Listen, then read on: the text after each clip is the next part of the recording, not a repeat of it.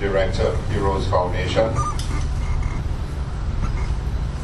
Mr. Philip Julian, Founder and Chairman of the Heroes Foundation, two distinguished excellencies, Mr. Philip Cantwell, Australian High Commissioner, and Mr. Snell, the British High Commissioner.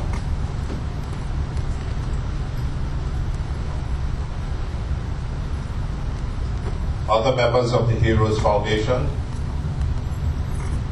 parents, students, a very good morning to each and every one. Let me say how pleased I am to be here today to share this very momentous occasion with you. But as Mr. Ryan indicated, let me apologize up front for having to talk and run this morning and not spend as much time as I would want to with you. But I do have a parliamentary meeting to attend from 9 a.m. and of course that is mandatory.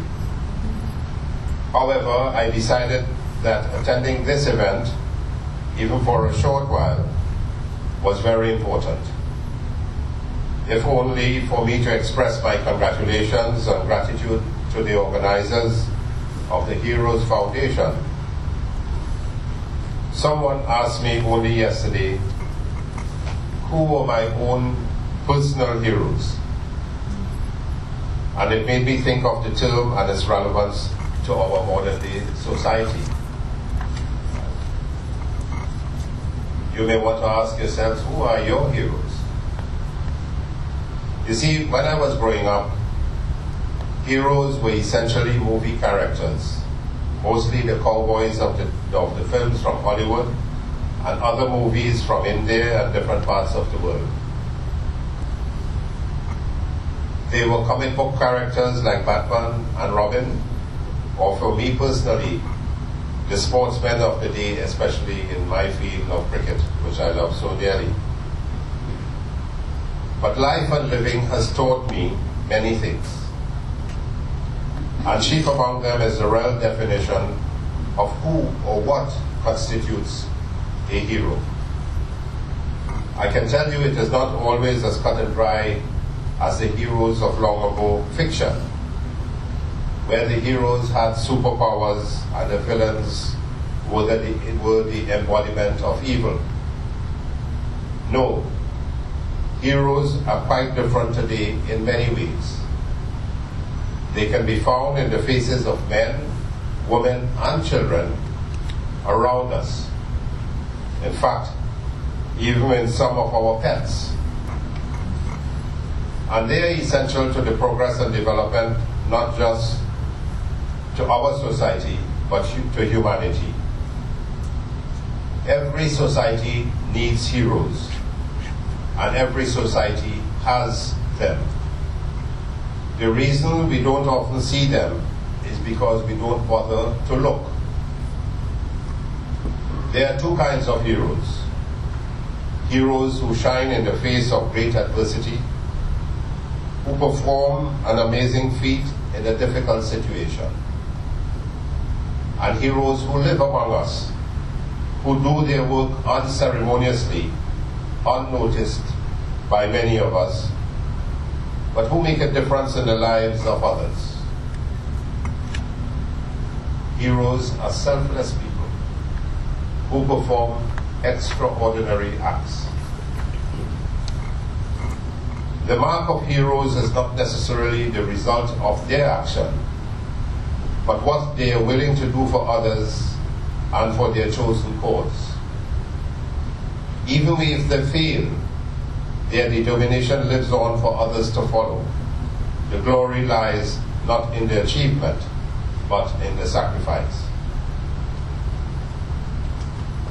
My friends, I wonder if today you all will realize by the above that you are all heroes. You, the organizers of the Heroes Foundation, a registered non-profit, non-governmental organization, had a vision back in 2002 and before I'm sure, to empower the young people of our nation and sow positivity among them. And we have 250,000 children in our school population. You were young people yourselves. We were all young people at one time. And you recognize that your own peers were in danger of being lost to perennial societal plagues like crime, violence, and drugs and other ills due to a lack of role models who were relevant to their lives and their experiences. You all decided to give up your time and expertise, dedicate your efforts to mentoring the youths who were from at-risk communities, to show them that they too stood a chance of a better life. And more than that, they too were capable of, if only to demonstrate to them the profound virtue of selflessness. For this act of patriotism, of moral courage, of humanity, of community spirit, you must be congratulated. And I say to you on behalf of our government, the Ministry of Education, our citizens, the children, the youths, and myself, thank you for this. And to all the sponsors, Willie Parsons as well, and to the Australian High Commissioner and the British High Commissioner who are assisting the Heroes Foundation in this venture. Undoubtedly, your efforts over the years have gained fruition. The almost 200 students of the 7 secondary schools in North Trinidad who benefit from your mentoring programs via the Foundation's Youth Development Program will undoubtedly one day reflect on your lessons as they espouse the values of teamwork, leadership, and management skills that your workshops, seminars, and motivational presentations teach them. Similarly, the children of the various children homes, victims of abuse and neglect, who benefit from the Big Brothers, Big Sisters mentoring program, as on on the podium, will one day grow to be citizens who likewise become friends to the young people of our nation, offering them, like you do today, offering them guidance, hope, trust, and the opportunity to develop healthy, caring relationships. And undoubtedly, the young artists who benefit from your sequential arts program, which promotes the comic book industry in our country, will one day grow to be great entrepreneurs with the hope of achieving global acclaim and pursuing the careers of their dreams. With these all-encompassing programs, the Heroes Foundation has contributed to every sphere of our nation's youth in the mere 10 years of your existence, and you therefore stand out as a beacon of hope and inspiration for our society and our children. My ministry stands ready and willing to assist and support your efforts in whatever way you need us to. And let me reiterate that you are all heroes yourselves. For anyone who does anything to help a child is a hero and patriot. I urge you to expand your projects to the special needs children of our nation. We believe that we have close to 30% of our school population who do have some form of special needs, whether it is emotional, behavioral, or psychological abnormality, whether it's attention deficit disorder, whether it's dyslexia, autism, Down syndrome, neurologic disabilities. We believe the incidence is about 30% of our birth rate, annual birth rate of 17,000. So we have a big responsibility to these special needs students of close to 5,000 on an annual basis coming into this world in Trinidad and Tobago. So I urge you to expand your projects to the special needs children, if possible. for they too are in need of our heroes' consideration and inspiration. And I assure you, we at the ministry will work hand in hand with you in this respect, together with other ministries of people and social development and gender, culture, gender, youth and child development. I said earlier that I was forced to consider who my personal hero was yesterday, and I thought about it when I was asked. And my first answer was my dearly departed mother.